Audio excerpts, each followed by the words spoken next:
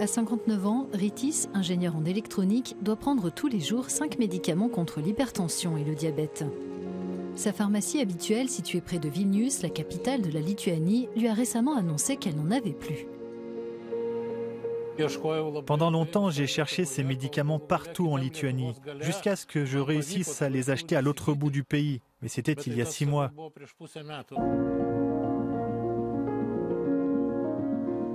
Depuis, les choses ont empiré. Il y a 3 mois, je ne pouvais plus du tout acheter ces médicaments en Lituanie. Je n'ai pu les avoir qu'en France, où mes amis français les ont achetés pour moi. Ils n'étaient pas du tout disponibles dans notre pays. Les cas similaires sont légion dans toute la Lituanie. Après une opération dentaire, Algirdas, 34 ans, investisseur dans l'immobilier, s'est vu prescrire un antibiotique particulier. Il s'est avéré que ce produit n'était disponible que dans une seule pharmacie de la capitale.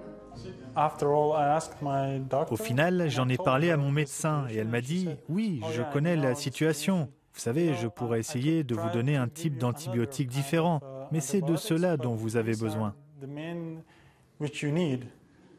Ce médecin de famille explique qu'elle a souvent constaté des pénuries de médicaments dans les zones rurales. Aujourd'hui, les grandes villes sont elles aussi concernées. La pandémie de Covid a été une épreuve. Cette fois-ci, c'en est une autre. Parfois, je vois des patients écrire sur les médias sociaux « Avez-vous ce médicament? J'en ai besoin ». Je me souviens d'avoir appelé une pharmacie pour qu'elle garde les doses qu'elle avait pour un patient qui s'y rendrait après son rendez-vous avec moi. Il y a 1 an et demi, faire cela en plus pour un patient, c'était quelque chose de vraiment extraordinaire. Aujourd'hui, cela semble être devenu la norme. Cela m'inquiète en tant que médecin et les patients sont inquiets parce qu'ils pourraient avoir des complications que personne ne voudrait avoir. La Lituanie fait partie des nombreux États membres de l'Union européenne qui ont signalé d'importantes pénuries de médicaments ces derniers mois. Une étude récente, réalisée dans une partie des pays de l'Union, a révélé que la durée des pénuries pouvait atteindre 72 à 130 jours pour certains produits pharmaceutiques.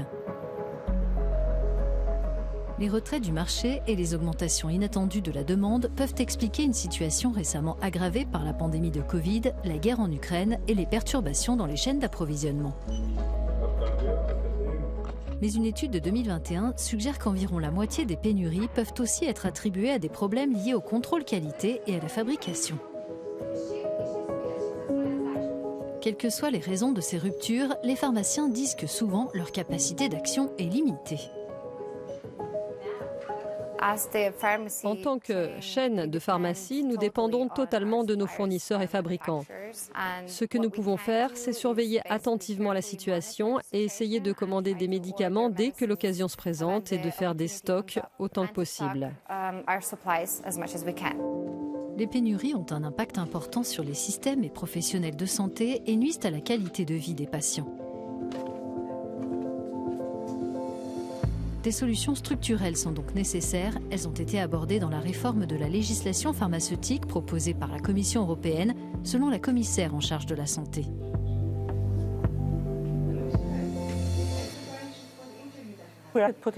Nous proposons d'établir une liste européenne des médicaments critiques au niveau de l'Union pour surveiller la disponibilité des médicaments essentiels et remédier aux failles dans les chaînes d'approvisionnement. Mais nous travaillons aussi avec les entreprises pour qu'elles notifient les pénuries potentielles beaucoup plus tôt. Nous avons besoin d'une agence des médicaments plus forte qui pourra s'occuper de ces questions et nous y travaillons. Nous disposons également d'une nouvelle autorité, l'IRA, qui aujourd'hui cherche aussi à voir quels sont les médicaments dont nous devons veiller à l'approvisionnement et pour lesquels nous devons être avertis des pénuries potentielles avant qu'elles ne se produisent. Quand tout cela sera en place, nous serons au moins en mesure de savoir quelle est la situation pour les médicaments essentiels. Et les entreprises et les États membres pourront intervenir beaucoup plus vite. Des améliorations sont en effet urgentes, concluent les patients. On a l'impression d'être relégués au second plan. Nous sommes en Lituanie, dans l'Union européenne, donc ça n'est pas normal.